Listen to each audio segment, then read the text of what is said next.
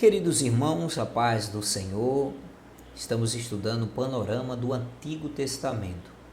E a aula de hoje nós vamos aprofundar mais um pouquinho no livro de Gênesis, que é o fundamento de toda a teologia bíblica.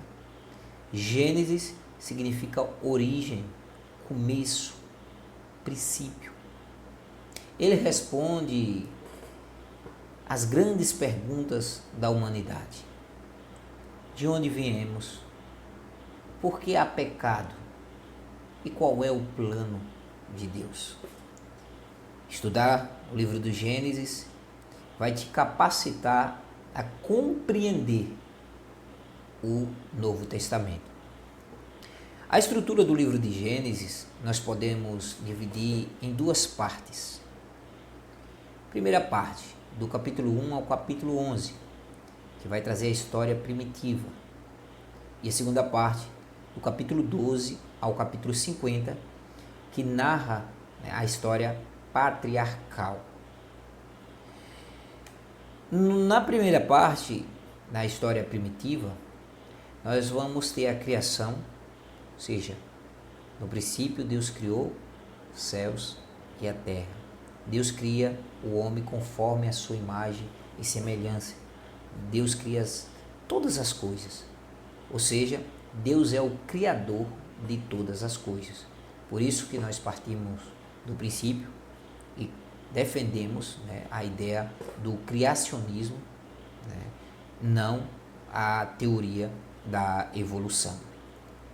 Nem em Gênesis também nós vamos ver a queda, o pecado entrando no mundo e rompendo a comunhão deste homem para com Deus, porque que Deus cria o homem, Adão, cria Eva, coloca no jardim, no Éden, toda a viração do dia Deus vinha ter comunhão com esse homem, estaria ali em comunhão com ele, só que a partir do momento que houve a desobediência de Adão e Eva, que o pecado adentrou a humanidade, houve esse rompimento entre Deus e o homem.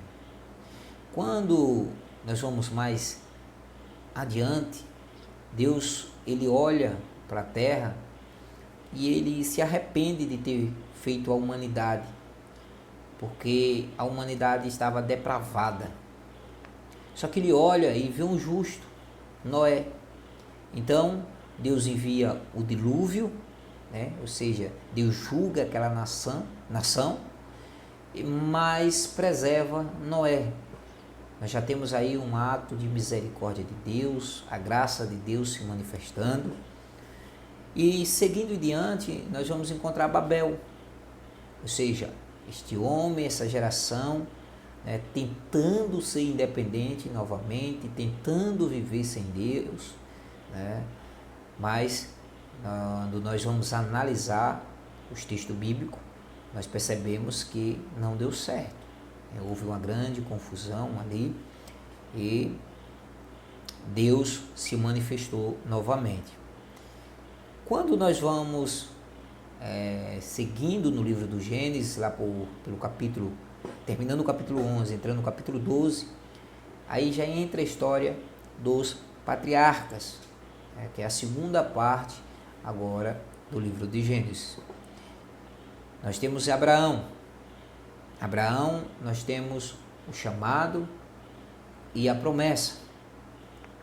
Abraão é chamado para sair da sua terra, ir para uma terra a qual Deus ia mostrar a ele, e Deus faz uma promessa, que é ele ser pai de uma grande nação ou de nações. Isaac é o cumprimento desta promessa. Aí vem Jacó, que é transformado em Israel. De Jacó vem José, que nos mostra que Deus está no controle de tudo, mesmo diante do sofrimento. Que se você for estudar a história de José, José tem sonhos, ele conta aos seus familiares, mas é vendido pelos seus irmãos. E isso tudo né, está apontando para Cristo Jesus. Então, dentro do livro do Gênesis, nós vamos ter as principais doutrinas bíblicas. A doutrina da criação, o criacionismo. Nós temos a doutrina do pecado, a martiologia. Nós temos a doutrina da aliança que Deus faz com Abraão, com Isaac, com Jacó, até chegar até nós, a nova aliança. Nós temos a graça de Deus manifestada e nós temos a promessa do Messias. Então, tudo em Gênesis aponta para Jesus Cristo. Em Adão, você vê que Adão peca, há separação da humanidade para com Deus, mas nós temos o segundo Adão, o Adão perfeito, que é Cristo Jesus. Em Isaac, Deus pede para que Abraão ofereça Isaac como sacrifício. Abraão leva Isaac até o monte, mas lá no monte, na hora do sacrifício, Deus provê o cordeiro, ou seja, está apontando para Cristo. Na cruz ele não provê o cordeiro, porque Cristo é o cordeiro que tira o pecado do mundo. Então veja, em Isaac já aponta também para Cristo Jesus, o Cordeiro de Deus que tira o pecado do mundo. Nós chegamos em José, aponta para o plano da redenção. José é vendido, Jesus também foi vendido. José é traído pelos seus irmãos, Jesus também foi traído, mas José também triunfa, como Jesus também triunfou, ressuscitando, vencendo a morte, e ressuscitando ao terceiro dia. Ou seja, o livro de Gênesis aponta para Jesus Cristo. E quais as aplicações que nós podemos tirar do livro de Gênesis? Primeiro, Deus, ele é soberano. Ele criou todas as coisas, ele tem o controle de todas as coisas, ele age como ele quer, na hora que ele quer, do jeito que ele quer. Também nós tiramos o ensino de que o pecado, ele é real e ele causa separação do homem para com Deus. Em Gênesis também nós tiramos um grande ensino de que Deus, ele é fiel.